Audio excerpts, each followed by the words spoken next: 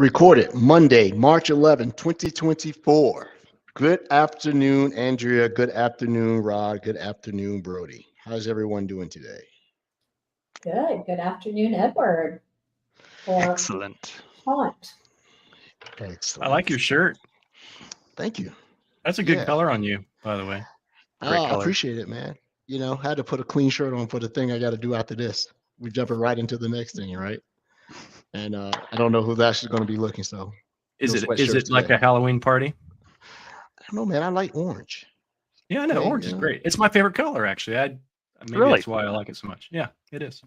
That's why you like. I might as well make a comment. I guess. I'll leave it alone. I won't go there. I'll not getting me this time.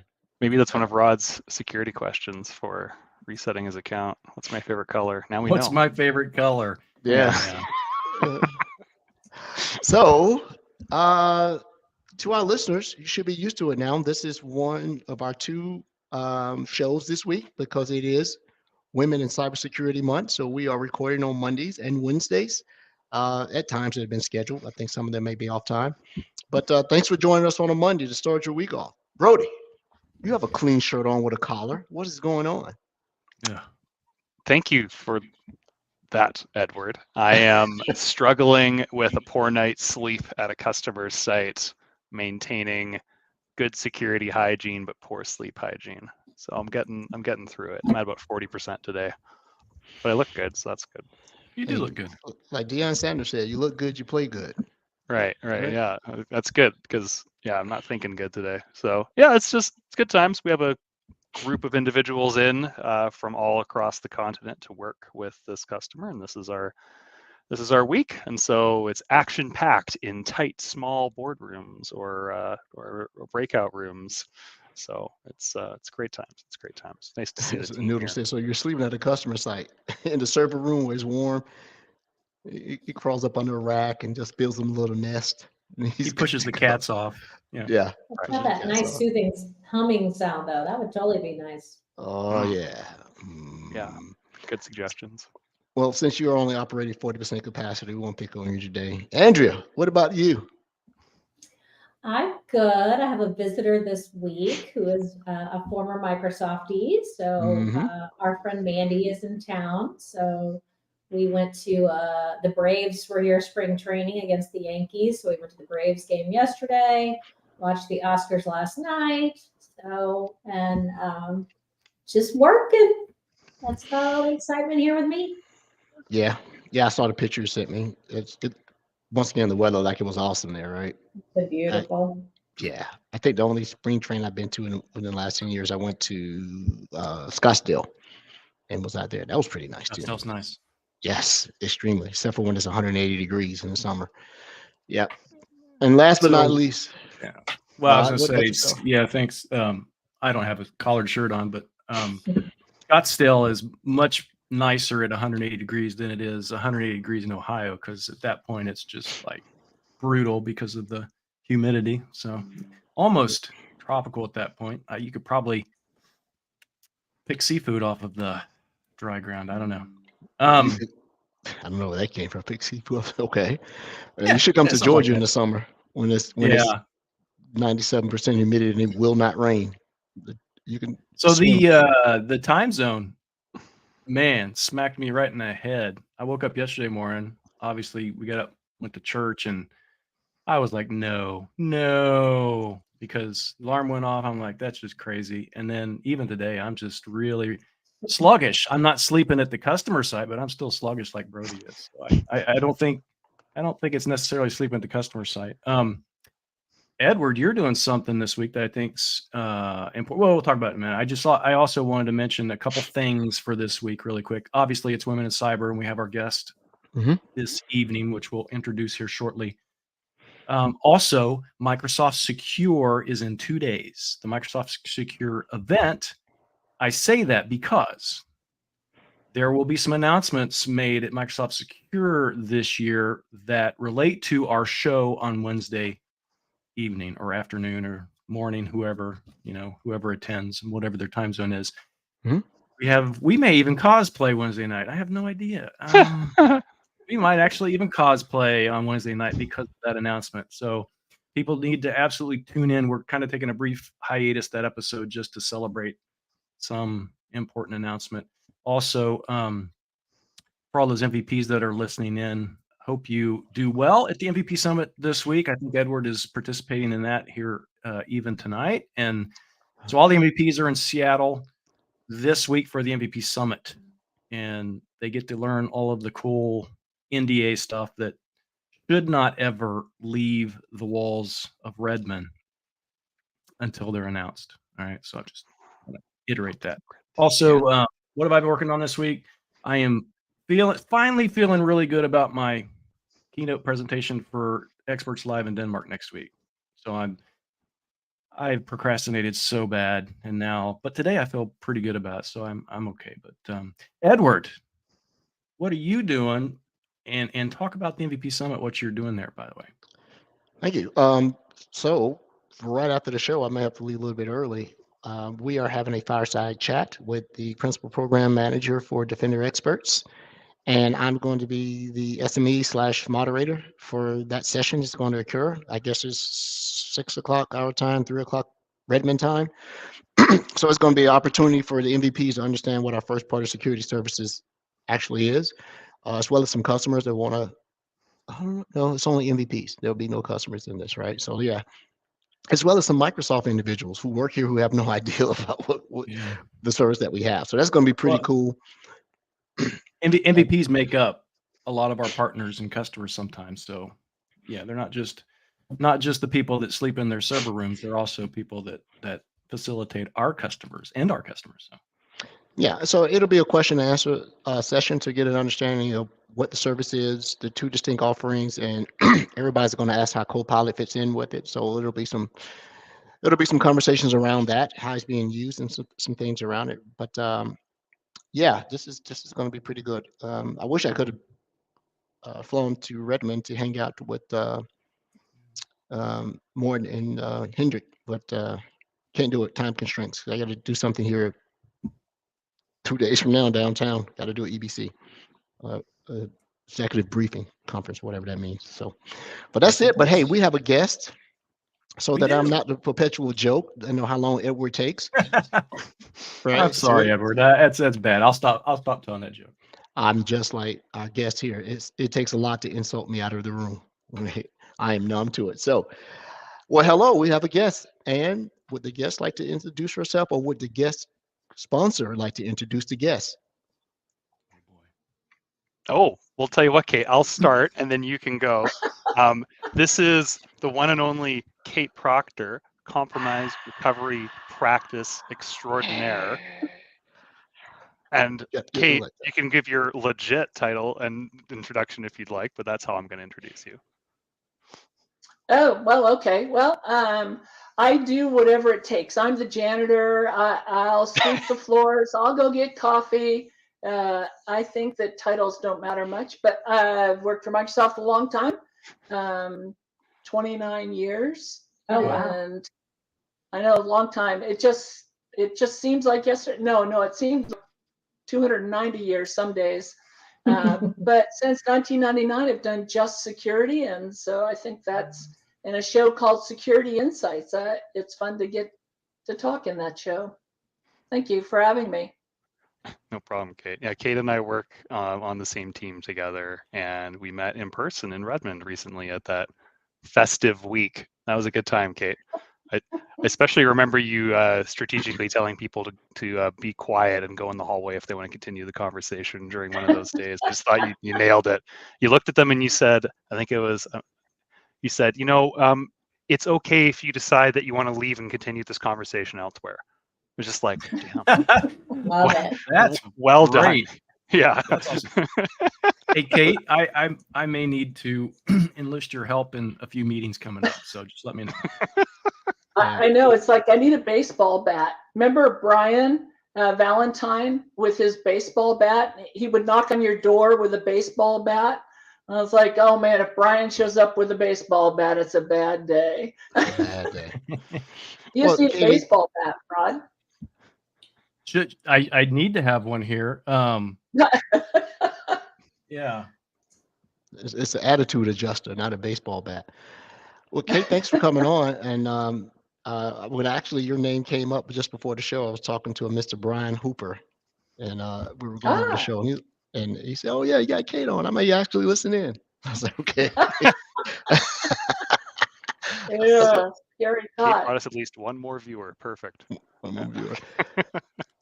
So 29 years. What does one do at 29 years of anything? Yeah.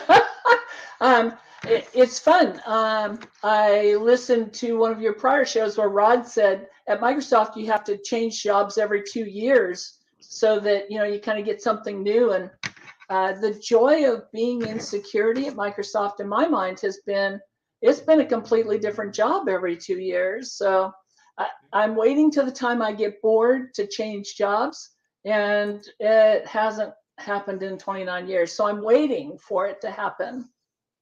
Oh, okay. Huh. So hasn't happened. So what job that you're waiting to happen that hasn't happened that's made you do this for 29 years? What do you do? Um, it's a great question. Why would anybody want to do anything for 29 years?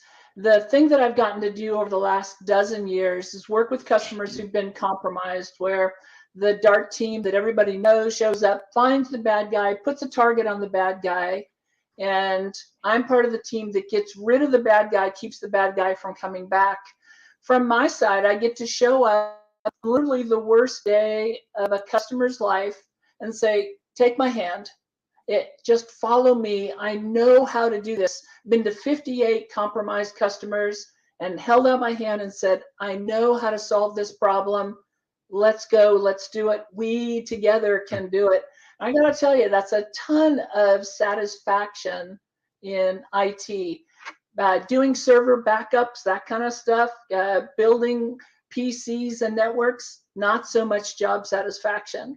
But helping customers through the worst day of their entire careers, that's a pretty good job. Yeah.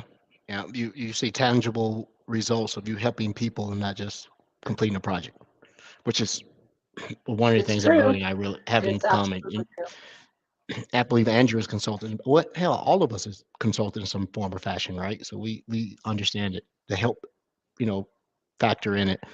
But I understand that you have something you want to show us. Well, I don't know. I guess we can do the question about security insights and think, okay, well, so what have I learned in 38 years as a consultant? Right before Microsoft, I was a consultant as well, and uh, it's interesting to me that the technical questions, because they do change every 2 years, are maybe less important. And so uh, I suggested or said, well, maybe there's a few things to mention about 38 years of consulting. And I've got content. Tell me when you want me to go. Go for it, Kate. Yeah. So this is me. I'm a cybersecurity architect, work in security, work for Microsoft, and I love my job. As I mentioned, I get to do something that provides huge amounts of job satisfaction. So, sort of, what have I learned? I don't want to cover all 6 of these, but I'll cover a few of these. The first one is about happily and honestly being able to say you'll do anything to help the customer. I claim that if you're going to be in the security business, you have to be the one who convinces a customer you care more about their security than they do. And you're always going to advocate for security. You're always going to push. It's like, will you do everything? Um, what are your working hours? Will you do anything? Will you work on Saturday? Will you do anything?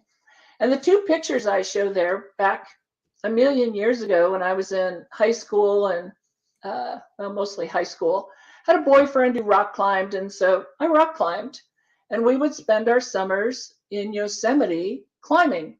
And for all of you who have done rock climbing and have climbed things, the one on the left is the south face of Washington Column, and the one on the right is the northwest face of Half Dome. And those are multiple day climbs.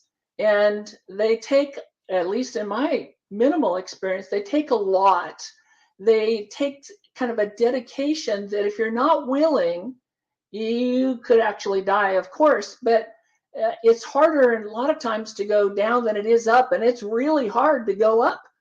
And so what are you willing to do? That idea that I'll never, ever, ever give up, paraphrasing the Churchill quote.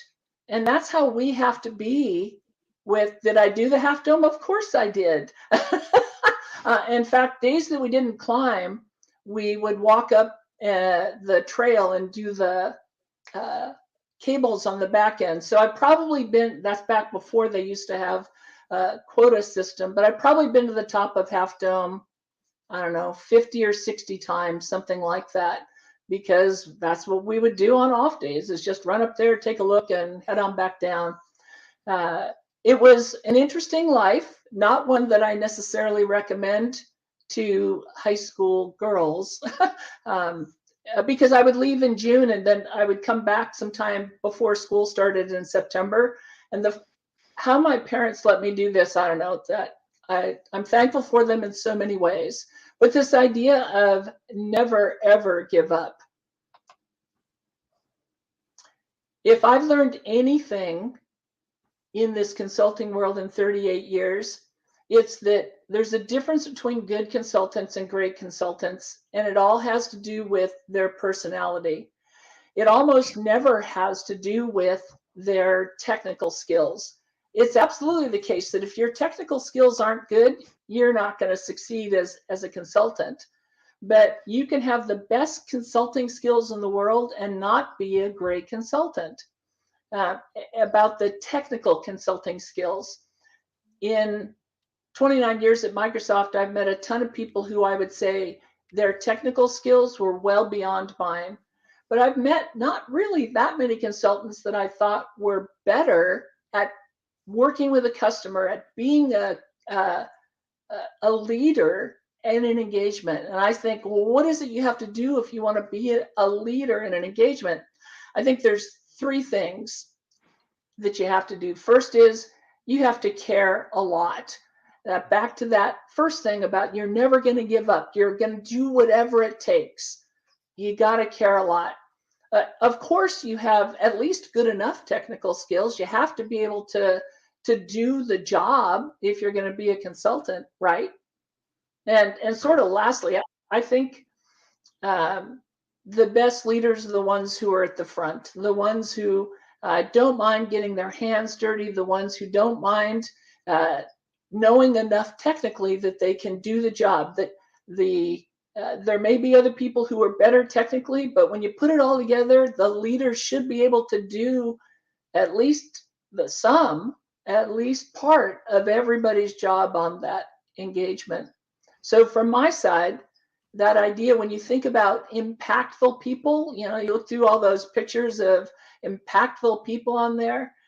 What you don't think of necessarily is, what were their technical skills? You didn't think about that at all. You think about what impact they had. It was about their personality. Yeah. Really good point. Yeah, I was worried about that coming into Microsoft, but there was a test actually, and it was calling out technical skills versus soft skills, and I'm like, oh, obviously they would want to value technical skills more, and it was not the case, and that helps me a lot in my career, because sometimes I just straight up don't know. So, well, maybe the good part. Sorry, go ahead, Rod. No. I was go ahead, and then I'll ask you a question. Well, I was just going to say that there are people at Microsoft who know what you don't know technically. There's somebody who has that answer. And so if you don't have that, but you can tap on somebody's shoulder, that probably gets you the best of both worlds. Right. The hive mind is powerful. Yes. Well, and that probably answers my question, because being at Microsoft for 29 years, I know, at least myself personally, staying up to date on security topics is tough, because it's constantly changing. 29 years, how has that evolved for you at Microsoft? Because I mean, in the early days, you really had to work extremely hard to get those skills, right? I used to tell people you have to run just to stay in the same place. And I don't, well, maybe it's going to change with AI where we have to run again. It seems like it's been wind sprints where we've had these periods where you have to run as fast as you can, and then maybe it settles down for a few years, and then you run as fast as you can, and maybe it settles down. I don't know. You've been here a long time, Rod. You've been in the business forever. What do you think? Well, I'm going to harken back to how you answered that previously, and how Brody put it, the hive mind. Because I know that if I have something coming up that maybe I don't have that technical acumen for, or there's something I feel like I'm missing, I can reach out to people, within my same org, or, outside that org, and I can usually, spend half hour. And that's one of the great things about Microsoft. People are so nice, and they'll spend their time to, give you that extra tidbit of information or skill that you need. So it's actually an excellent and wonderful place to participate. So yeah, like I said, I go back to that. I reach out to my contacts constantly. So they're probably like, oh no, not Rod again. That speaks. I mean, if you can constantly reach out and someone will answer back, that should be an indication that you are giving as much as you've taken away, right? Because you can just tell those who want to consume who don't want to give back. I, I like this slide right. It's funny actually. I don't know why it's funny to me, but you were saying EQ is more valuable than IQ. Well, Is, I did as sort of a thing outside of Microsoft. I went through the training to be a therapist, not to change jobs, just for a lot of other reasons. And as well, I worked on a PhD. Maybe more stories about the PhD later. But what I've found is that training to be a therapist is something that I've used literally every day since then. Whereas all of that stuff in distributed database theory that I worked on it for the PhD, I don't use that at all. I probably never use that at Microsoft. And that idea that you can manipulate people, and EQ in some ways has to do with the ability to make somebody like you. How do you do that? Well, there is a process to make somebody like you and to appear to care a lot, all of those things. And I say appear, you don't have to like the person, you don't have to care necessarily, but you need to make them feel that way. And that is sort of one of the things that I learned about listening, and really listening, and talking about the other person. I claim I can have an hour-long conversation with anybody and never say a single word about me that anybody else would have to remember. And that idea that I know how to concentrate on you and to talk about you. And I think that in the consulting world, that is not very common, that people want to talk about the customer, focus on the customer.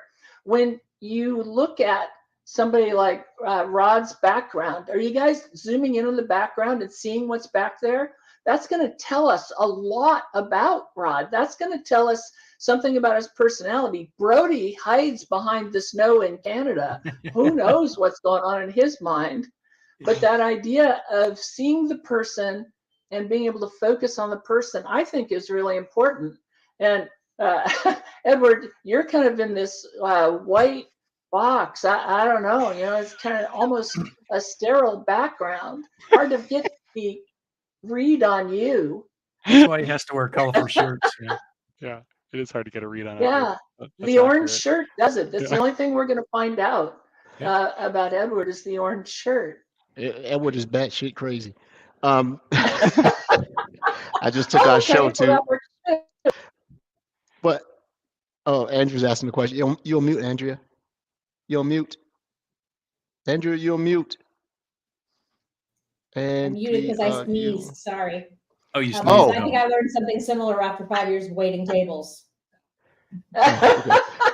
Yeah. How to make it. Last call. Yep. Last call. Call Andrea. I'd like to ask this question and do a pivot. 29 years. Love everything you said from 1 to 3. I like the way it's quantified. But let me ask you this. This is, National Women in Cyber Month. How has this been different as a woman in Mm. traditionally a field, not even cyber. And you started off in cyber before cyber was a thing, right? In security, right? How have you navigated this? Because it couldn't have been the same as your and I said your white counterparts, because you were probably surrounded by your white counterparts and men. How did you navigate this? Navigate, this is that thing. I make a claim about this slide that women of an older generation are generally better at this than guys even of the same generation, just because we had so much practice at this in our dating lives. And so that idea that we had a lot more practice at this. How did I navigate? I guess I would say that when you're the only one in a room, when you're the different one, the safe thing is just to pretend you're not the only one. Pretend that you're not unique.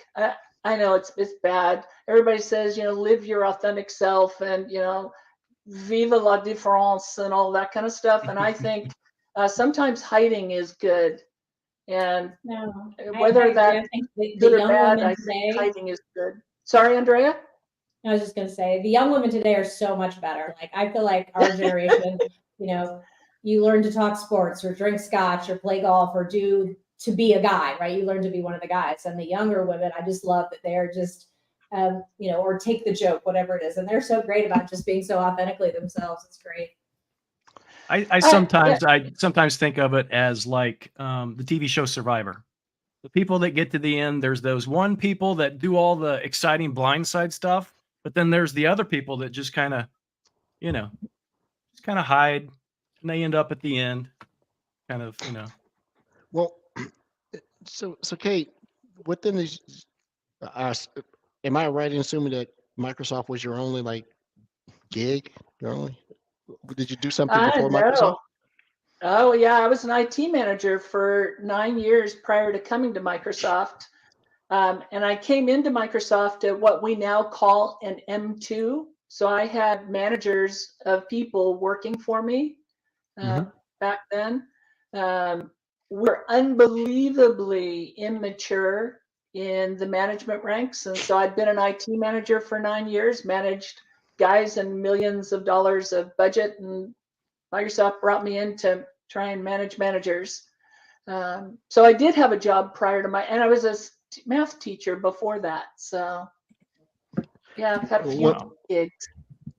Where I was going with this question is, given your longevity at the company and coming in at what we now deem as an M2, what was the recruitment effort to get more women into just, if not cyber, just information technology at a high level? How do you promote getting them to just submitting resume and application to have interest? Were you part of any of those recruiting efforts external to the company? Not a bit. And I got to tell you, in 1994, 95, when I was interviewing, it wasn't a thing we thought about. It wasn't a thing we talked about. Sometime, Edward, when we're sitting around a bar drinking a beer and not in live TV, I should tell you about my first experience with Microsoft's diversity efforts in HR.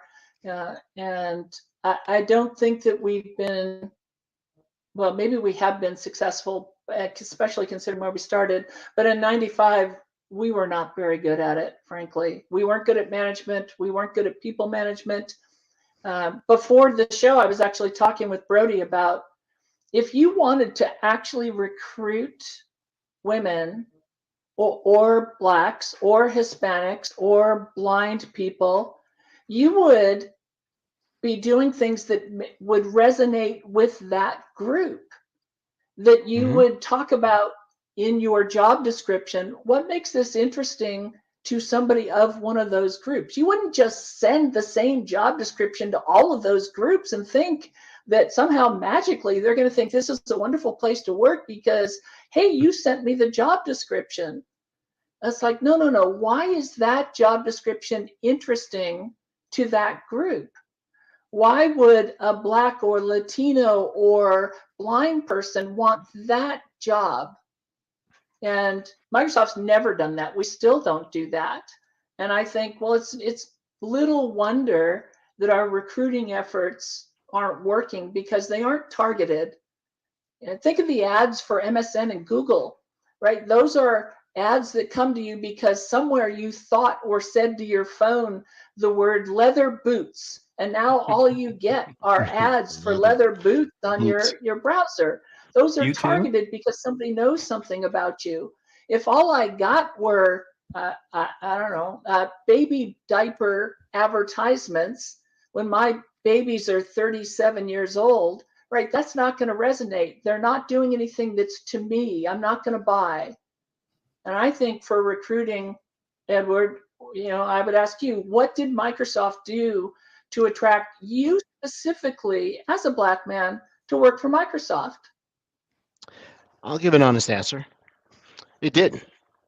I It got did? here because of the friendships I had with individuals who worked at Microsoft.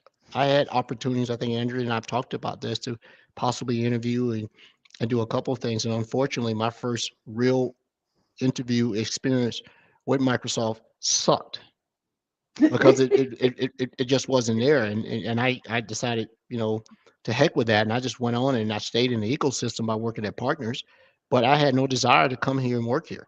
But by virtue of knowing people that had been here and I had an individual who really did right by me, bring me onto it, I joined. Now, have I been an advocate of trying to get more people to come here in the right situation? Yes, but it isn't built for everybody. But to be fair, Microsoft is not alone in this. All these big tech companies have this issue because they have a Borg syndrome. For those who are Star Trek fans, that you will come here and you are to be assimilated. You will comply, and resistance is futile if you want to fit in. Now it's getting better, but it should be much more, past this point where we are in technology, that it should just be, if you can come in, you have a thirst, you want to do your job well, you want to help others and do these things. Um, Maybe there was a time, and I don't want to drone on this, that the turning the corner was there for a lot of these companies, and then shareholders and growth and all these things take precedence. So um, now that I'm here, it's sort of ass backwards. You have to be in the place to find the opportunity to go in where you fit in. But if you can't get in, that's the thing I wanted to pick your brain about. We're still hearing about it's so hard to break into the industry, especially if you're a person of color and or a woman. And I'm if I had hair, I pull it out again. Like, why is it so hard? I do not understand. And I wanted to place the blame on some individuals. It's a leadership thing, and for those who are not actively reaching out, who want to bring others up into a field that is probably done right by them. And but that's a topic for another show, right? I just want to, 29. I haven't done anything 29 years other than live and be married. That's it. My kids are not even that old yet. Well, actually, they are. So raise kids. Yeah, my boys are older than that. So there you go. And so at this point in your career, do you just say,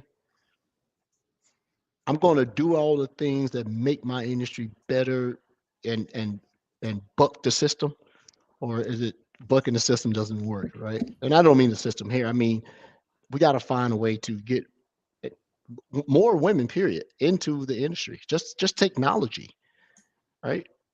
And for all those out there, like, well, there are plenty of women in technology. There are doctors and nurses. That's not technology, right? That's science, right? So how do we buck the system? Yeah, I think it's an interesting thing that not that many groups appreciate a variety of backgrounds, and I mean that in the most generic sort of way with respect to diversity. I was thinking of Maria when you had her on, and she's in the CXP role, but she was a CSAM, which is a very different sort of way to get into that job. And that group appreciated her background. To me, that's amazing. I was on a team where we had a woman who came from an intelligence agency. She was trained. And if she sat in a room with you, she knew 17 ways to kill you without moving only one hand. So she was brilliant. What she knew about security, how she thought about a security mindset was amazing. What did she know about Active Directory? Well, frankly, not a lot. And a lot of people on our team really dismissed her viewpoint because she didn't know a lot about Active Directory. FSMO role? What's a FSMO role? Oh, you don't know what a FSMO role? You're stupid. I don't need you. But that security mindset, I have this thing in security is that today everybody stamps security on their resume, and there just aren't that many real security people. She was a real security person, and she's no longer in a security role because people didn't like her technical background. And so I'm so thankful that Maria was in a very technical role now who wasn't before. That's a group that's interested in looking at different perspectives. Yeah.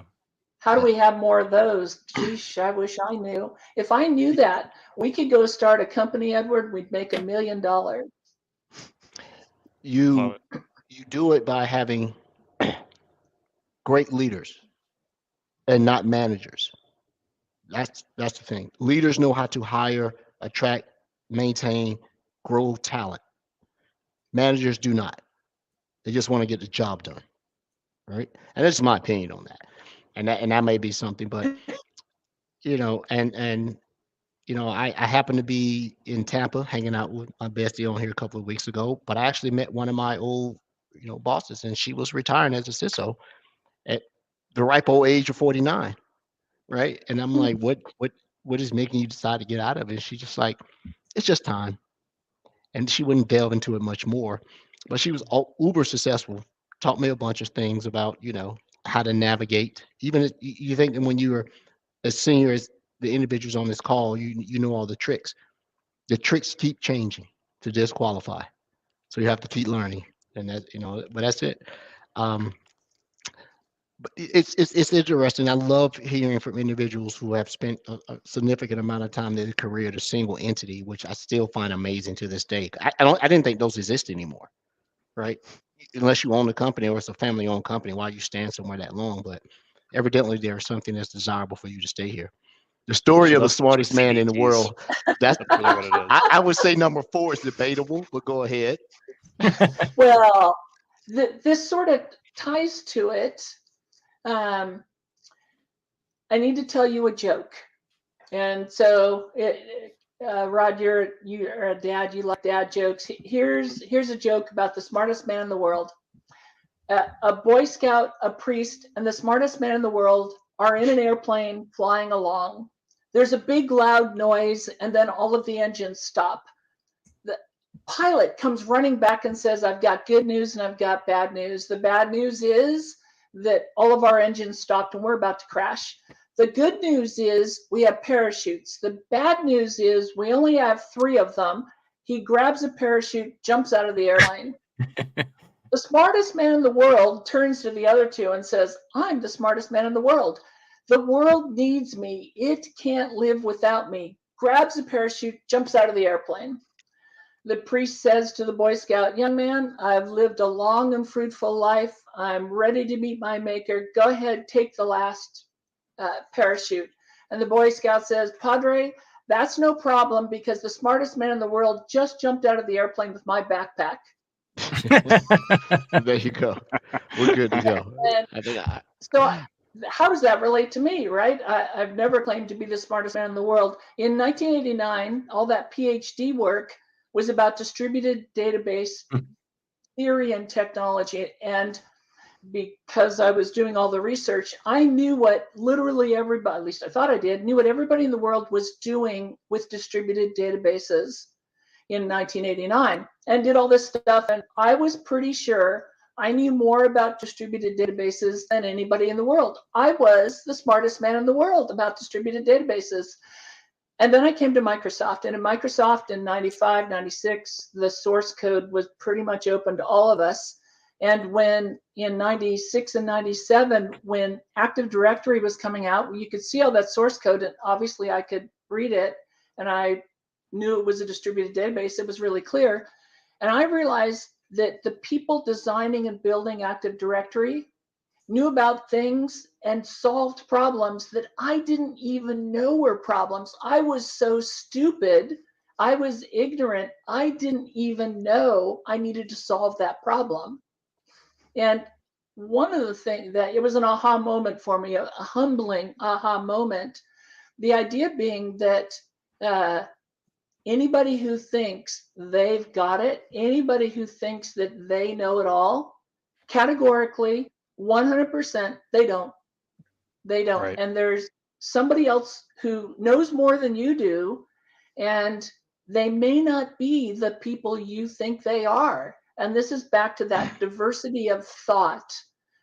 It'd be great if we hired millions of women, but I guess I'd really like really smart, capable women. I want people who are really good around me, but that doesn't mean they have to have the background and the little acronyms and initials next to their name that I expect. One more story, and then I'll stop.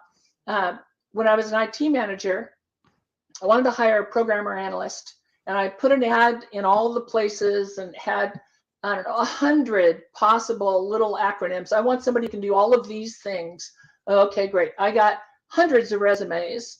I talked to probably 50 people. I interviewed 10 people. I hired one guy, and 3 months later, I fired him.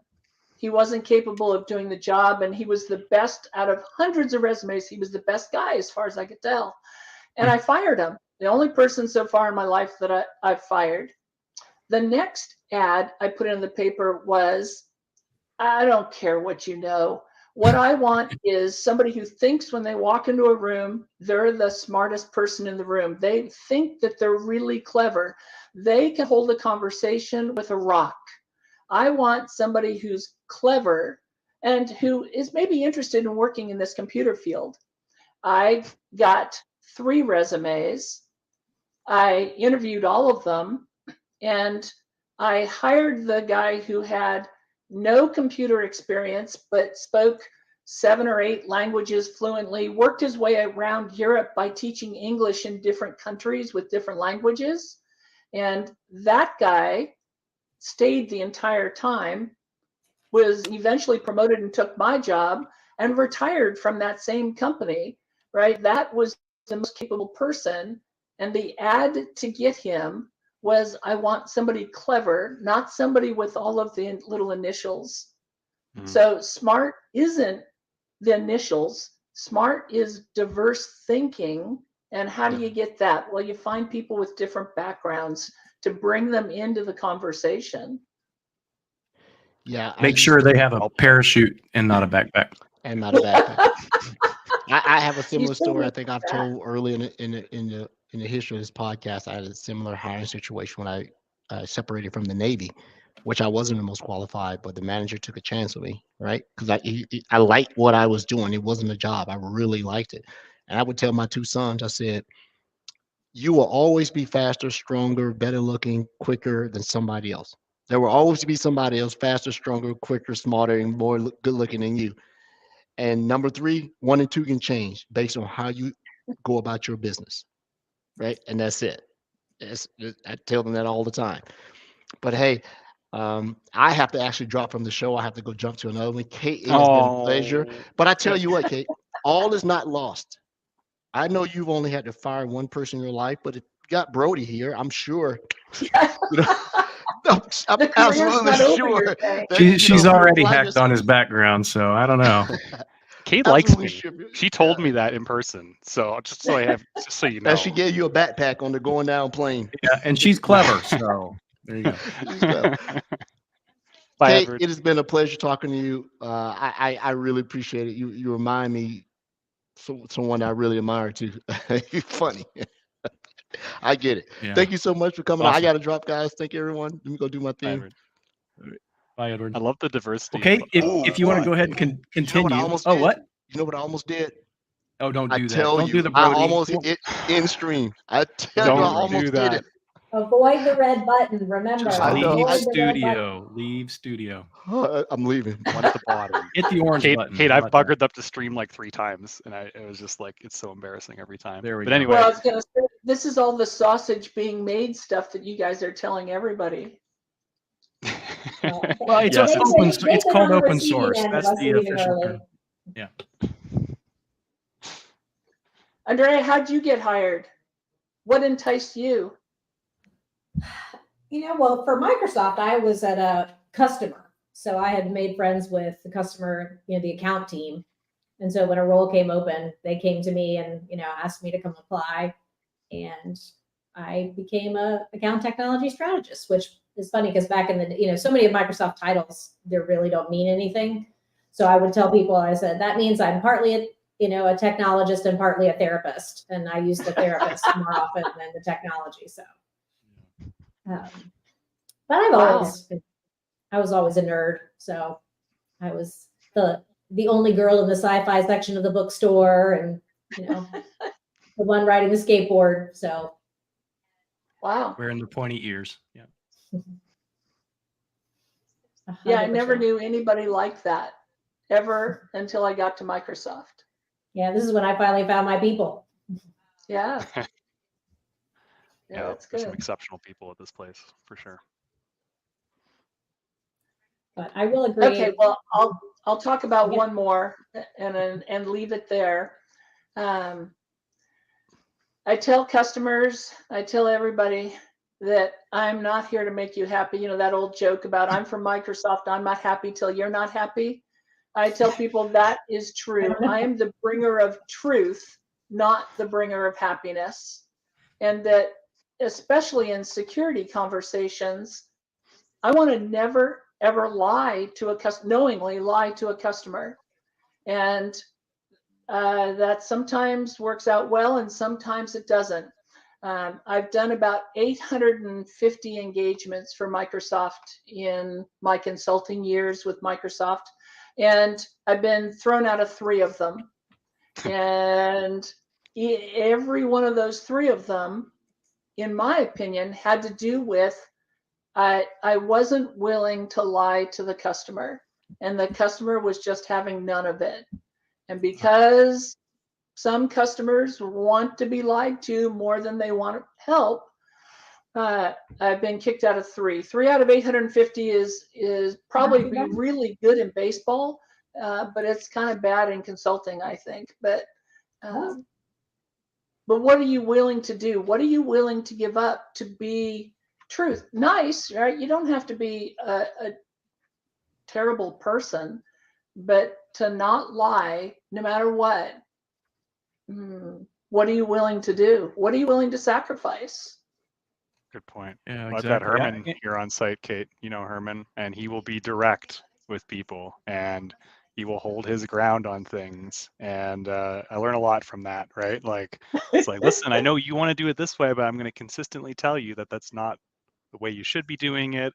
And I see risk with that decision. And if you want to sign off on that risk and own it, that's fine, but I don't support you on that decision. Like I would support this process or this decision because of the security implications. And I think walking that tightrope and being that trusted risk advisor rather than just a yes person is extremely important in security consulting. Yeah. Well, and I think the other thing, Kate, is that speaking of truth, because that also speaks to maintaining your personal integrity and also which maintains the integrity of our organization at Microsoft. And I think that's kind of an important piece of that, right? So if it's just the 3, you can have personality conflicts.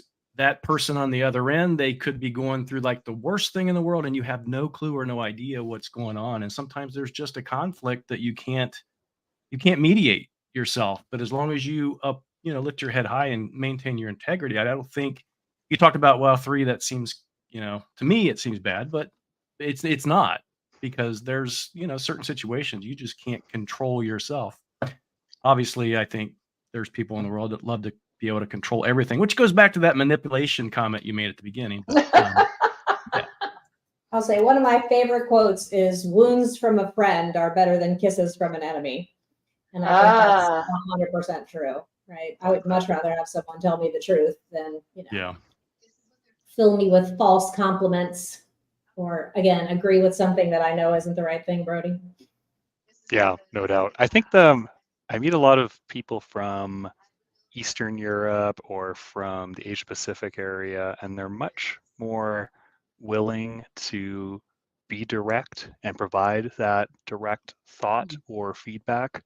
Whereas in North America, definitely in Canada, nobody really wants to be the bad person, and everyone's kind of tiptoeing around the conflict and not wanting to rub people the wrong way. But inevitably, you're not doing anybody any favors by doing that. And you need to like be bold and call it like you see it, right? And as long as there's merit behind what you're saying, you're not just bullshitting them. I think that's a skill that's extremely sought after, and you'll gain respect from leaders at organizations, especially in the midst of a security situation where they want you to be direct and they want to hear it. They want to, you got to tell them their baby's ugly. You just got to tell them, and they will appreciate that more than dancing around the subject, etc. You ought to be nice about it, though. Really, you don't have to be a turd to flush the toilet. Yeah. Don't have to be a I will turd to say- flush a toilet. I like that one. I think I've told this story before, but I was in a Microsoft office overseas, and in the elevator, they had posted different classes you could take, right? Like how to be better at Excel, right? How to write C#. And one was how to work with Americans. And so I had to go and be like, someone please tell me what is in this class, please. And the one thing I specifically remember was they're like, oh, they'll always say, let's get coffee, but they 100% don't mean it. We're always like, oh, call you soon. That's just something you learn to say that's polite, but isn't, I had a similar situation like that even today where someone says, hey, I want to connect. We haven't connected in a while. Are you free during this time? And you're like, yeah, sure. Well, okay. I can't do it right now, but I'll ping you later. And you're like, oh, it's just a nicety. Right. So. Yeah. Let's or they're get together. organizationally challenged like me. I try very hard not to drop the ball, but it happens sometimes. But yeah, do what you say you're going to do is. Well, I think from a consulting perspective, and attributing it to Kate as well, is consulting is a difficult thing because your job is the customer, right? The technology and implementation stuff, but it is really, when you go back to, I think it's amazing. It just very interesting that you went back for taking schooling as a therapist or whatever. To me, that seems more applicable sometimes to that role dealing with customers than probably any of the technical pieces. Every day. Yeah. It's almost Well, like so- you need to mentor me because, obviously I lack in those. I'm not a nice people. I don't know. And you talked about this a little bit earlier. You can make someone like you, but in doing so, do they like the real you, or is it something that you're manipulating or putting on? And I think from my perspective, I'll just tell you personally, I think it's that way with me because I can make anybody like me, but it's not probably going to be the real me because I have to say, to be honest, I'm not that nice a guy. People think I am, but I'm really not. I mean, I'm very opinionated. If you get to know me, I'm very opinionated. I can end a sentence with a definite period, and that's it. So. Well, I think there's a difference between getting someone to authentically like you and be your friend, as there is to like in the situation of being a waitress, right? I need for us to connect for this short engagement. The same with a consultant. We need to connect for this engagement. We're not becoming besties. That's not what I think we mean. Or Rod, when you're at a conference or whatever, right? We're, connecting at this time. And I think that's, a different way to look at it. Well, I just thought since we had Kate here and we have a therapist on in the show, I would just take advantage of that. So. Yeah, you can't afford me. There you go. Is that because of my background? You know that, right? And be on that couch for days, Rod. Yeah. I was thinking on Andrea, your comment is that it's exactly right. Mine is relative to being a consultant, to going on doing project stuff. The objective isn't for you to to necessarily be authentic. That your objective is to get a particular thing done and the customer to move and to do a whole bunch of things. It's security. Nobody likes doing all this. Everybody's stressed, blah, blah, blah. And so how do you do that? That's about establishing confidence, establishing trust, establishing friendship, all of those things as quickly as possible. You only have a few hours, maybe, to get all that stuff done and done well. Well, and back to what we were talking about earlier, those 3 customers, they have to be receptive as well, right? So it works both ways. Yeah. One, I think we probably all maybe have some last questions. One last question I had, because we talk about this periodically on the show and specifically during Women in Cyber, but mentoring, I think, is a huge piece, right? So you've been here at Microsoft for 29 years. Obviously, you've had mentors. But what are some of the things that you've gleaned? We never asked this question. What are some of the things that you've gleaned from your good mentors, right? Instead of the mentorships, what about your mentors? Yeah, let me tell you the story about my first post-milestone review, right? 50 people, largest internal project at Microsoft. We have this internal review. I'm running this whole thing. It was fabulous. We're doing all this stuff. And my manager, who I have so many learnings from him as a mentor, after we were done, brought me into his office and said, "What did you just do in there?" And I said, "We had the best post-milestone review I've ever seen in 20 years of doing IT." And he said, No. What did you do in there? And I said, "I ran the whole thing." And he said, "The receptionist could have done what you did." He said, "Running that meeting, you added 0 value that entire 3-hour period. If I ever am in a meeting and you add 0 value again, I'll walk you to the door. It'll be your last day at Microsoft, I promise." And he walked out of the office. And I'm like, Whoa. and I walked out of the office angry and sat in my office with the door closed until I wasn't angry. And I realized he was right. Dagnabbit, he was right. It's about adding value. It's about adding value in any conversation, in any meeting, in any whatever. And why did I want to talk about this stuff? And it is sort of about, well, this is maybe my value add. And when I'm in a meeting with a customer or not, I want to make sure I add value to the conversation. And to me, that was an amazing learning from my third manager at Microsoft, who made me as angry as I've ever been at Microsoft, but it was still useful. I love that story. That's incredible. I probably would have cried myself, but Yeah. Well, Yeah, I definitely would have cried, but I would have cried.